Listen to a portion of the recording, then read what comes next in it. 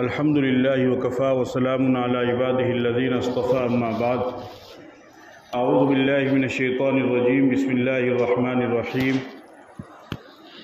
لقد من الله على المؤمنين إذ بعث فيهم رسولا من أنفسهم يتلو عليهم آياته ويزكيهم ويعلمهم الكتاب والحكمة صدق الله العظيم۔ میرے محترم بزرگوں اور دوستو، یہ جو مہینہ چل رہا ہے اسلامی مہینے کے اعتبار سے، چاند کے اعتبار سے یہ تیسرا مہینہ ہے۔ اسلامی سال کا پہلا مہینہ محرم الحرام ہے، دوسرا صفر المظفر ہے، اور تیسرا یہ ربیع الاول کا مہینہ ہے۔ ربیع کہتے ہیں عربی میں فصل بہار کو، موسم بہار کو، خوشگوار موسم کو، اور اول کہتے ہیں پہلے کو۔ اس کے بعد جو دوسرا مہینہ آئے گا وہ ربیع الثانی ہے۔ اس مہینے کو ربیع الاول کا مہینہ، خوشگوار موسم کا مہینہ، بہترین سازگار موسم کا مہینہ، فصل بہار کا مہینہ اس وجہ سے کہا جاتا ہے کہ اس مہینے کو یہ خاصیت، یہ خصوصیت حاصل ہے کہ اس مہینے میں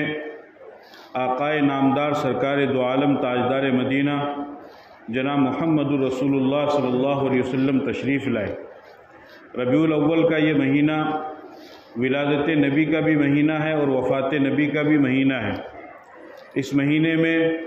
نبی پاک صلی اللہ علیہ وسلم کی ولادت مبارکہ بھی ہوئی، آپ پیدا ہوئے، آپ کی پیدائش ہوئی، اور پھر 63 سال کی زندگی گزار کر کے اسی ربیع الاول کے مہینے میں آپ صلی اللہ علیہ وسلم کی وفات بھی ہوئی۔ وفات کے بارے میں تمام علماء کا اتفاق ہے، تمام مورخین کا اتفاق ہے کہ نبی پاک صلی اللہ علیہ وسلم کی وفات 12 ربیع الاول کو ہوئی، لیکن ولادت کے بارے میں اختلاف ہے کہ آپ کی پیدائش ربیع الاول کی کون سی تاریخ میں ہوئی۔ بعض علماء فرماتے ہیں کہ 8 تاریخ کو ہوئی، بعض فرماتے ہیں 9 کو ہوئی، بعض فرماتے ہیں 11 اور 12 کو ہوئی،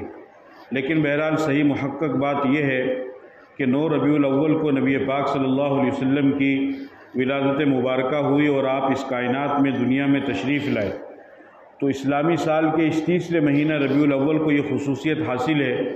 کہ اس مہینے میں نبی پاک صلی اللہ علیہ وسلم دنیا میں تشریف بھی لائے اور آپ دنیا سے تشریف بھی لے گئے۔ کائنات کے اندر ہمارے نبی پاک صلی اللہ علیہ وسلم کے آنے سے پہلے کیسا ماحول تھا، یعنی آپ دوسرے الفاظ میں یوں کہہ سکتے ہیں کہ ہر وہ برائی جس کو برائی کہا جا سکتا ہو، ہر وہ گناہ جس کو انسان جانتا ہو، ہر وہ غلط اور برا کام جس کی انسان کی پہچان ہو، وہ تمام طرح کے کام آپ کی آمد سے پہلے زمانہ جاہلیت عرب کے ماحول میں ہوا کرتے تھے۔ قتل و غارت گیری، خون خرابہ، زنا، عیاشی، شراب پینا، چوری کرنا، ڈاکہ ڈالنا، معمولی بات پر دوسرے کو قتل کر دینا، اور بیٹی کی پیدائش پر منہ بنانا اور بیٹی کو زندہ درگور کر دینا، اس طریقے کی جتنی بھی برائیاں اور جتنے بھی گناہ ہو سکتے تھے وہ تمام کی تمام برائیاں اور وہ تمام کے تمام گناہ اس وقت ہو رہے تھے دنیا کے اندر۔ چونکہ حضرت عیسیٰ علیہ السلام کو دنیا سے گئے ہوئے 600 سال کا زمانہ گزر گیا، تو اب ضرورت تھی ایک ایسے پیغمبر کی، ایک ایسے محسن کی، ایک ایسے نبی کی کہ جو دنیا میں آئے اور ان تمام برائیوں کا خاتمہ کرے، ان تمام برائیوں کو ختم کرے۔ تو اللہ رب العزت نے اپنے فضل و کرم سے اپنی نگاہ رحمت دنیا والوں پر ڈالی اور نبی پاک صلی اللہ علیہ وسلم کو تحفے کی شکل میں انعام اور احسان کے طور پر اللہ نے دنیا میں مبعوث فرمایا۔ اللہ تعالیٰ کی بے شمار نعمتیں انسان کے اوپر ہے، اور اس قدر نعمتیں ہیں کہ اللہ نے فرمایا ان تعدوا نعمت اللہ لا تحصوها، میرے بندو میں نے تمہارے اوپر اتنی نعمتیں کی ہے کہ اگر تم میری نعمت کو گننا چاہو تو تم گن نہیں سکتے ہو۔ آنکھ کا صحیح دیکھنا، کان کا صحیح سننا، زبان کا صحیح بولنا، دانت کا صحیح کام کرنا، دل کا صحیح دھڑکن میں چالو رہنا، سانس کا وقت پر آنا اور سانس کا وقت پر جانا، ہاتھ کا صحیح کام کرنا، پاؤں کا صحیح کام کرنا، زندگی، صحت، طاقت، تندرستی، جوانی، بے شمار نعمتیں اللہ پاک کی ایسی ہے کہ اگر انسان گننا چاہے تو گن نہیں سکتا ہے۔ قدم قدم پر انسان کے اللہ پاک نے نعمتیں فرمائی ہے۔ اتنی بے شمار ہزاروں لاکھوں کی تعداد میں نعمت ہونے کے باوجود بھی اللہ پاک نے کسی نعمت پر احسان نہیں جتلایا۔ لیکن جب نبی پاک صلی اللہ علیہ وسلم کی ولادت کا ذکر آیا اور آپ کی دنیا میں مبعوث کرنے کا ذکر آیا تو اللہ پاک نے پھر اس نعمت کو بطور احسان کے قرآن میں ذکر فرمایا لقد من اللہ علی المؤمنین، کہ اللہ پاک نے ایمان والوں پر احسان کیا، اللہ پاک نے ایمان والوں پر انعام کیا۔ وہ احسان کیا تھا کہ اللہ پاک نے ان میں ایک ایسے رسول کو بھیجا کہ جو ان کے سامنے قرآن پاک کی آیات کی تلاوت کرے، حکمت کی باتیں ان کو سکھلائے، ان کا تزکیہ نفس کرے۔ نبی پاک صلی اللہ علیہ وسلم کی آمد کو اللہ رب العزت نے بطور احسان کے بتلایا ہے۔ حالانکہ ہزاروں نعمتیں اللہ پاک نے انسان کو دی ہے، لیکن کسی نعمت پر اللہ نے احسان نہیں جتلایا۔ آپ کی آمد پر، آپ کی بعثت پر اللہ نے احسان جتلایا۔ آپ اندازہ کیجئے کہ نبی کی آمد کتنی بڑی برکت کی چیز ہے اور کتنی بڑی فضیلت کی چیز ہے۔ نبی پاک صلی اللہ علیہ وسلم دنیا میں تشریف لائے اور آپ نے تشریف لا کر کے تمام برائیاں ان کا قلع قمع کیا، تمام گناہوں کو ختم کیا، لوگوں کو اللہ وحدہ لا شریک لہ کی عبادت کی طرف راغب کیا۔ آپس میں حسن سلوک کرنے کا آپ نے ارشاد فرمایا، آپس میں حسن سلوک کے ساتھ، اچھے برتاؤ کے ساتھ ایک دوسرے کے حقوق کا خیال رکھتے ہوئے، ماں باپ کو اولاد کے حقوق، اولاد کو ماں باپ کے حقوق، بھائی کو بھائی کے حقوق، بہن کو بہن کے حقوق، پڑوسی کے پڑوسی کے حقوق، یہ تمام چیزیں اللہ کے نبی صلی اللہ علیہ وسلم نے دنیا کو بتلائی، جس کی وجہ سے آپ صلی اللہ علیہ وسلم نے ایک اعلیٰ نمونہ پیش فرمایا اور ایک انقلاب پیش فرمایا، جس کی وجہ سے صرف 23 سال کے عرصے میں اللہ رب العزت نے اپنے فضل و کرم سے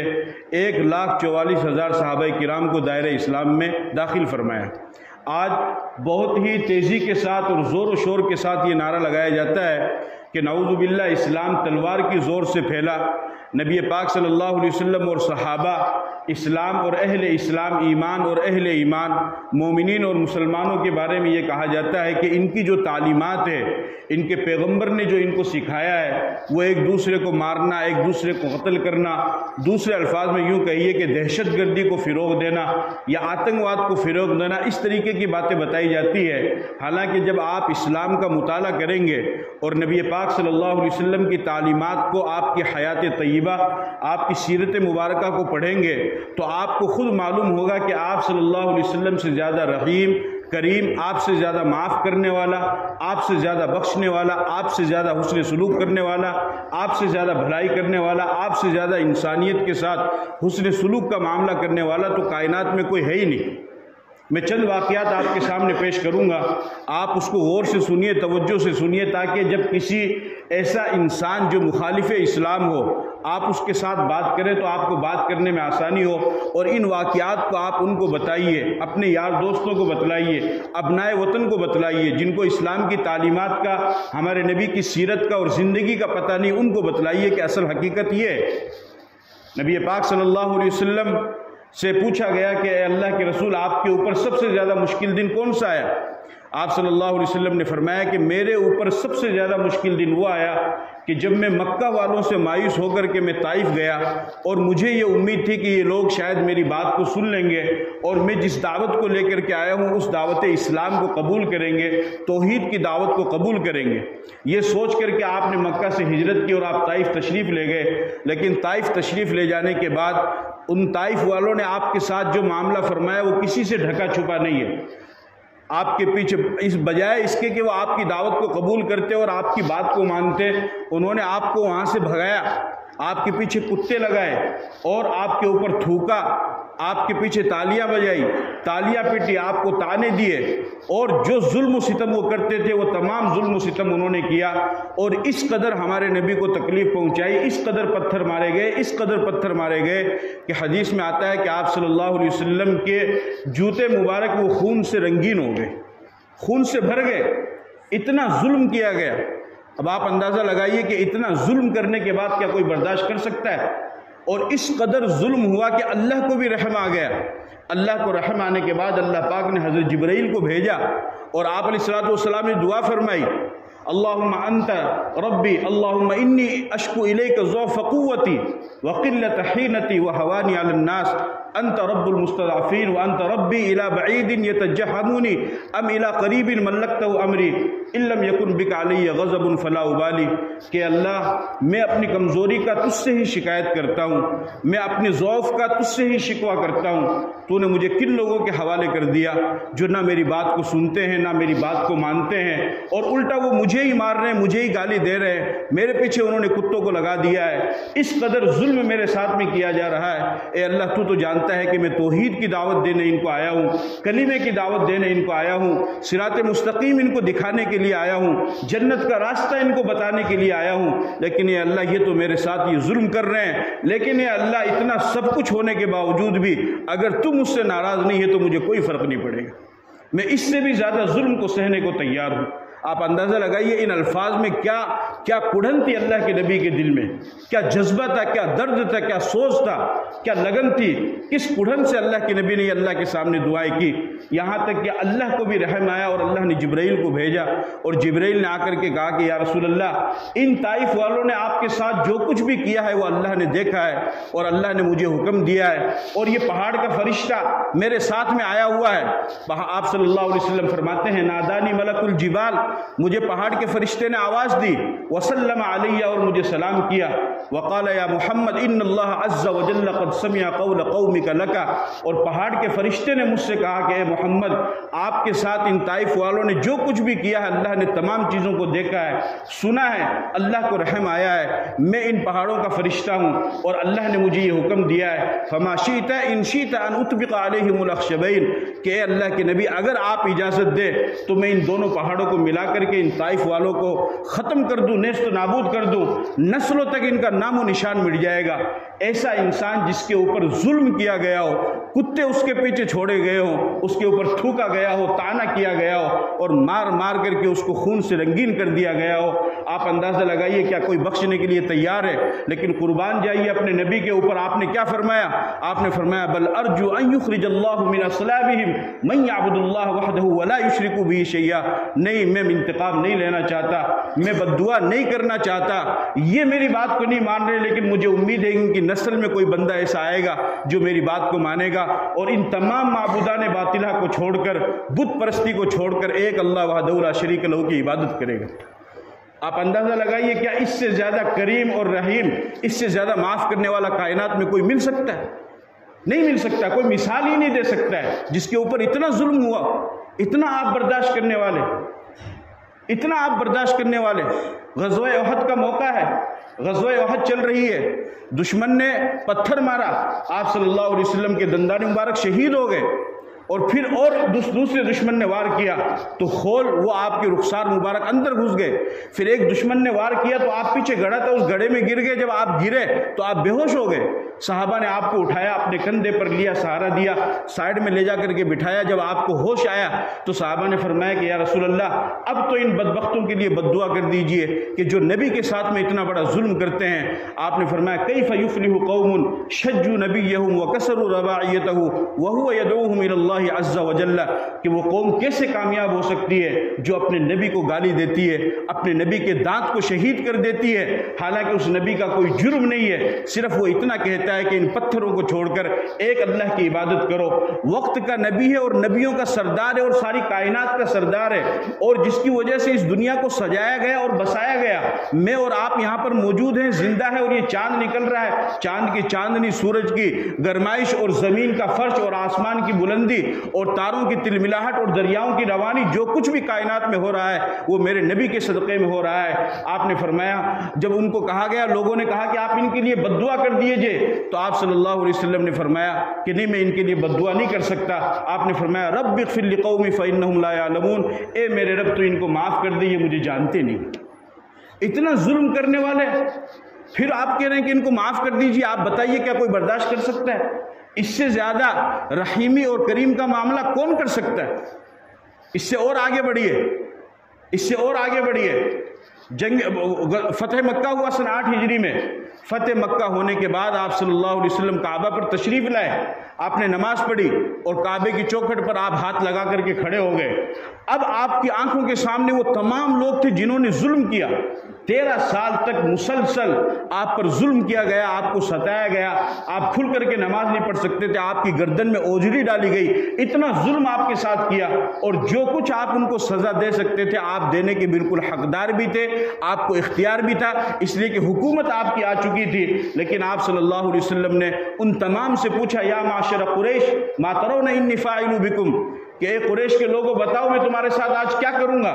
تو سب کو معلوم تھا، آپ کے اخلاق سے تو سبھی واقف تھے، اور آپ کے سامنے وہ بھی تھے جنہوں نے قتل کیا، آپ کے سامنے وہ بھی تھے جنہوں نے ظلم کیا، آپ کے سامنے وہ بھی تھے جنہوں نے آپ پر پتھر مارے، آپ کے سامنے وہ بھی تھے جنہوں نے آپ کے صحابہ کو پریشان کیا، آپ کے سامنے وہ بھی تھے جنہوں نے آپ کے صحابہ پر ظلم کیا، آپ جو چاہے سزا دے سکتے تھے۔ آپ نے فرمایا بتاؤ میں تمہارے ساتھ کیا کروں گا؟ انہوں نے کہا خیرن اخو کریمن اخو کریمن، کہا کہ آپ سے تو بھلائی کی امید ہے، آپ کریم کے بھائی ہیں۔ تو آپ نے ارشاد فرمایا کہ جاؤ میں بھی تمہارے ساتھ میں وہی معاملہ کرتا ہوں جو یوسف علیہ السلام نے اپنے بھائیوں کے ساتھ میں کیا تھا، لا تثریب علیکم اليوم اذهبوا فانتم الطلقاء، تم سب کو معافی ہے، تمہارے اوپر کوئی ظلم نہیں ہوگا، تم سب کو آزاد کیا جاتا ہے۔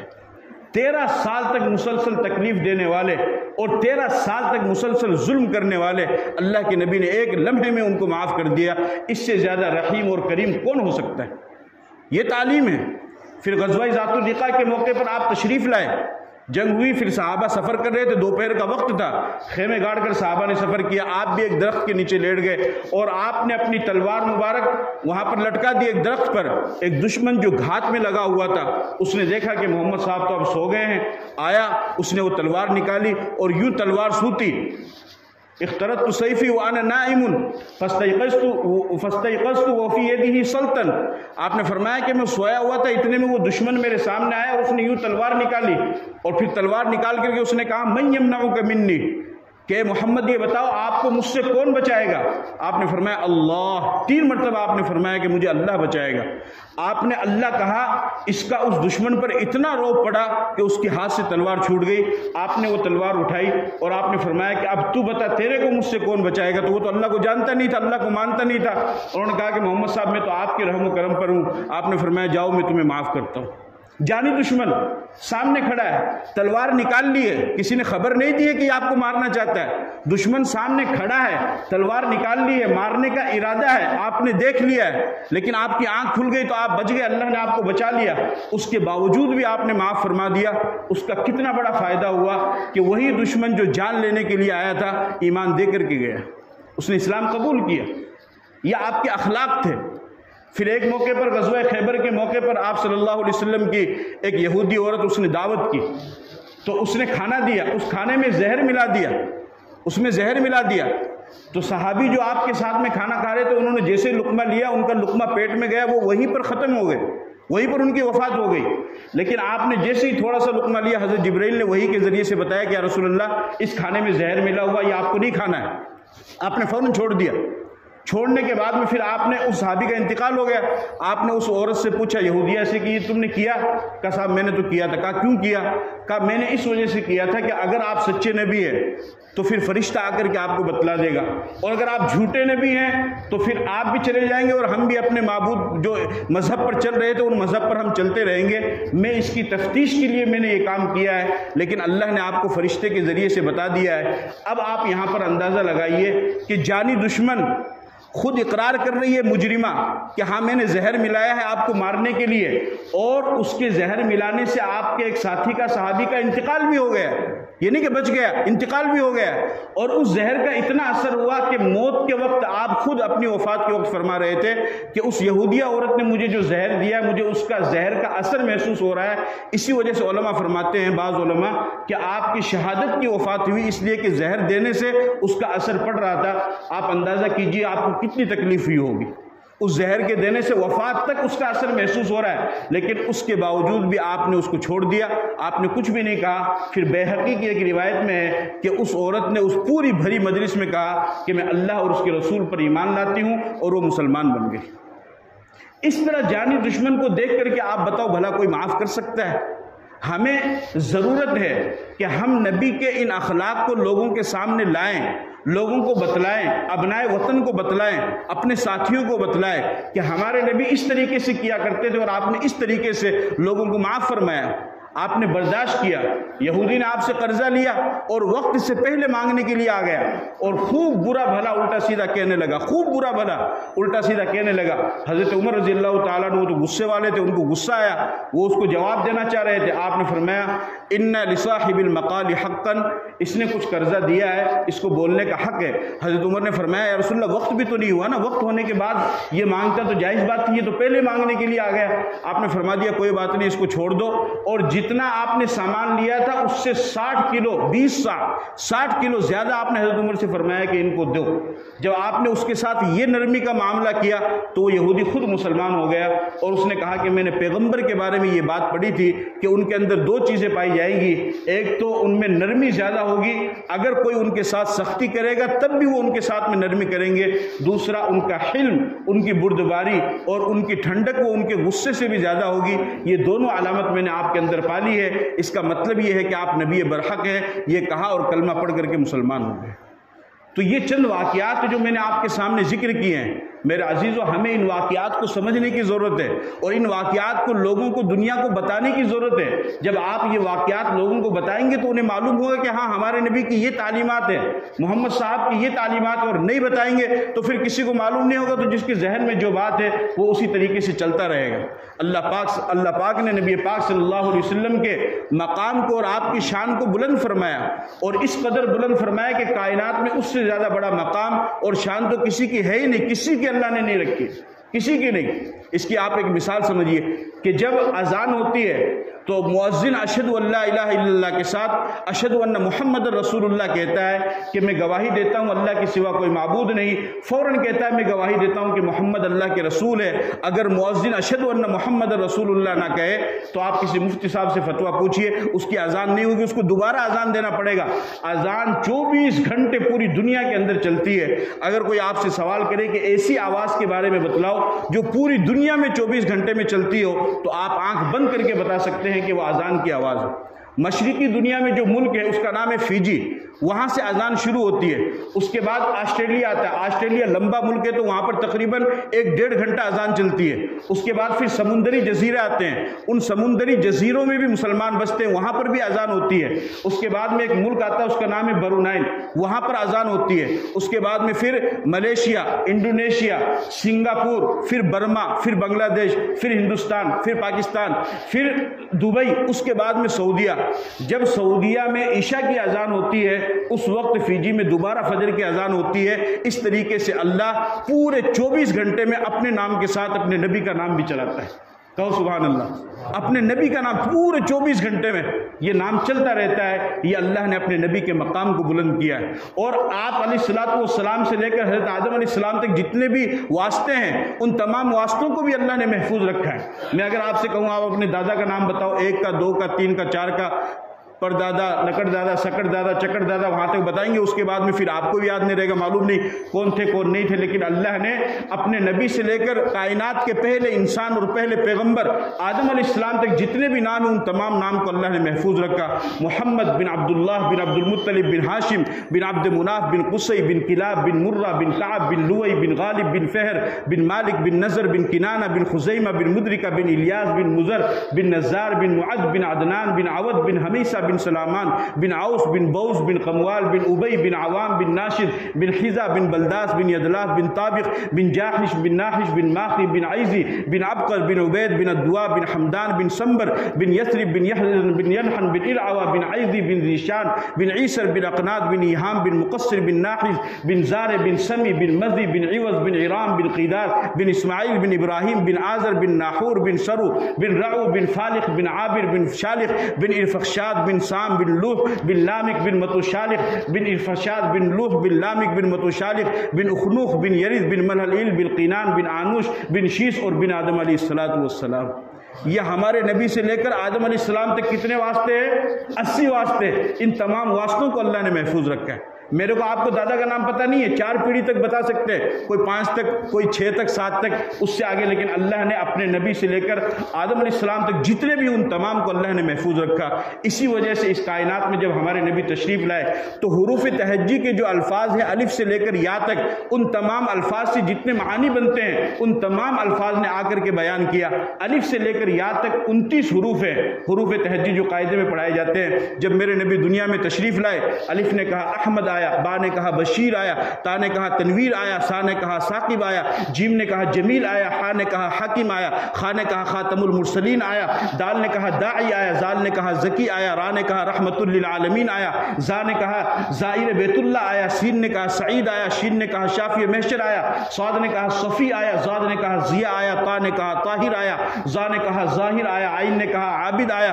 غین نے کہا غنی آیا، فا نے کہا فاتح آیا، قاف نے کہا قاسم آیا، کاف نے کہا کامل آیا، لام نے کہا لعیق آیا، میم نے کہا محمد آیا، نون نے کہا نذیر آیا، ہا نے کہا ہاشمی آیا، بچی تھی یا، اس نے کہا لوگوں دنیا میں یتیموں کا سہارا آ گئے۔ اللہ پاک مجھے آپ کو عمل کی توفیق عطا فرمائے۔ وآخر دعوانا